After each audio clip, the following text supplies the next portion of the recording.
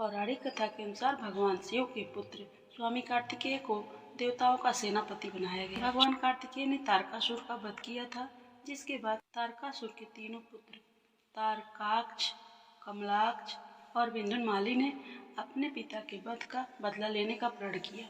इन तीनों को त्रिपुरासुर के नाम से जाना गया। पिता के वध का बदला लेने के लिए तीनों ने ब्रह्मदेव को प्रसन्न करने के लिए कठोर तप किया और वरदान में अमरत्व मांगा। ब्रह्मदेव ने अमरता का वरदान देने से मना कर दिया और कहा कि कुछ और मांगो, जिसके बाद त्रिपुरासुर ने ब्रह्मदेव से यह वर मांगा कि हमारे लिए 3 पुरियां जब अभिजीत नक्षत्र में एक पंक्ति में हो और अत्यंत शांत होकर असंभव रथ पर सवार असंभव बाढ़ से मारना चाहे तब ही हमारी मृत्यु हो। जिसके बाद ब्रह्मदेव तथास्तु कहते हैं। वरदान के बाद त्रिपुरासुर बलशाली होकर हर जगह आतंक मचाने लगते हैं। तीनों जहाँ भी जाते और ऋषि मुनियों पर अत्याचार करने लगते। देवता भी उनके आतंक से परेशान होकर भगवान शिव के पास जाते हैं और अपनी व्यथा सुनाते हैं। जिसके बाद भगवान शिव त्रिपुरासुर का संहार करने का संकल्प लेते हैं। भगवान शिव ने त्रिपुरासुर के वध के लिए पृथ्वी को रथ बनाया, सूर्य और चंद्रमा को पहिया बनाया, सृष्टि सारथी बने, भगवान विष्णु बाण बने, वासुकी धनुष की डोर बने और मेरु पर्वत धनुष बने।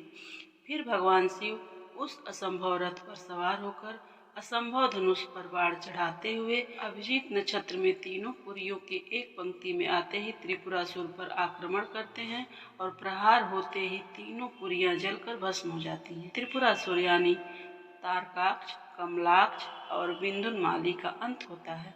त्रिपुरासुर के वध के बाद भगवान शिव त्रिपुरारी के नाम से जाने गए। बता दें कि त्रिपुरासुर का जब वध हुआ तो उस दिन कार्तिक पूर्णिमा था। त्रिपुरासुर के वध की खुशी में सभी देवता प्रसन्न होकर भगवान शिव की नगरी काशी में दीप दान कर खुशियां मनाई। तभी से कार्तिक पूर्णिमा की तिथि को देव दिवाली कहा गया, क्योंकि सभी देवता पृथ्वी पर आकर दीपावली मनाए थे, इसीलिए इसे देव दिवाली कहा गया। साथियों, अगर हमारी कहानी से जुड़े आपके पास कुछ प्रश्न हैं तो आप हमें कमेंट में जरूर बताएं। हम आपको सही जानकारी पहुंचाने का प्रयास करते रहेंगे।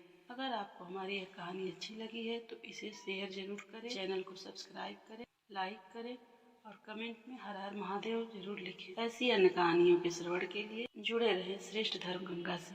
धन्यवाद।